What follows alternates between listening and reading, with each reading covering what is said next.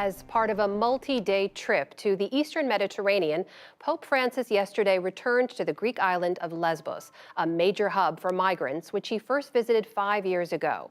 As Malcolm Brabant reports, the Pope sought to highlight the plight of asylum seekers and castigated Europe over its treatment of refugees.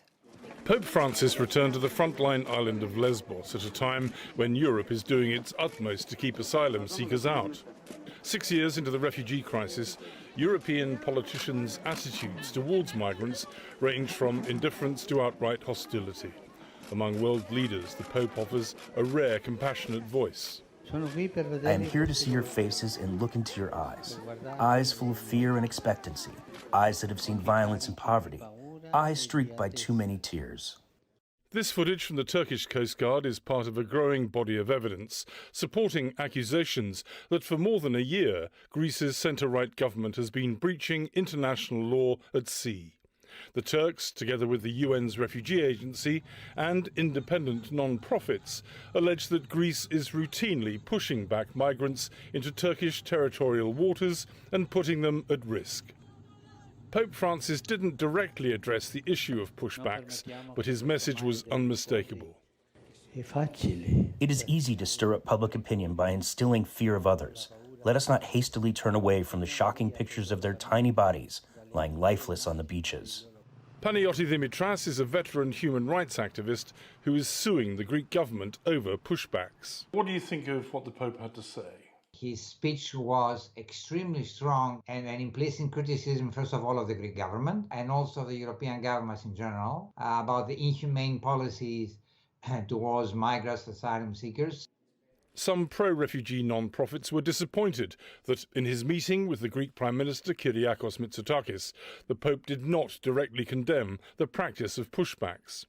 Last month, at a joint press conference with the Dutch Premier Mark Rutte, Mitsotakis faced his most vehement criticism to date. Prime Minister Mitsotakis, when at last will you stop lying? Lying about the pushbacks, lying about what's happening with the refugees in Greece. Please don't insult mine and neither the intelligence of all the journalists in the world. There has been overwhelming evidence, and you keep denying and lying. What I will not accept is that in this office you will insult me or the Greek people with accusations and expressions that are not supported by material facts when this country has been dealing with a migration crisis of unprecedented intensity, has been saving hundreds, if not thousands, of people at sea.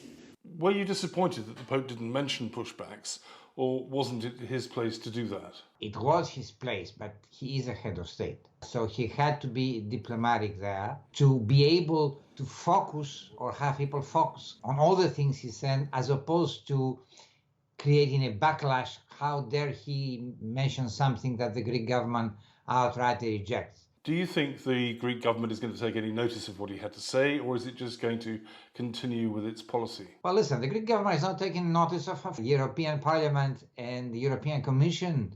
So it's doubtful the Pope persuaded Mitsotakis to soften his stance. We are doing this every single day, rescuing people at sea, while at the same time, yes, we are intercepting boats that come from Turkey, as we have the right to do in accordance with European regulation, and waiting for the Turkish Coast Guard to come and pick them up to return them to Turkey. So rather than putting the blame on Greece, you should put the blame on those who have been instrumentalizing migration systematically.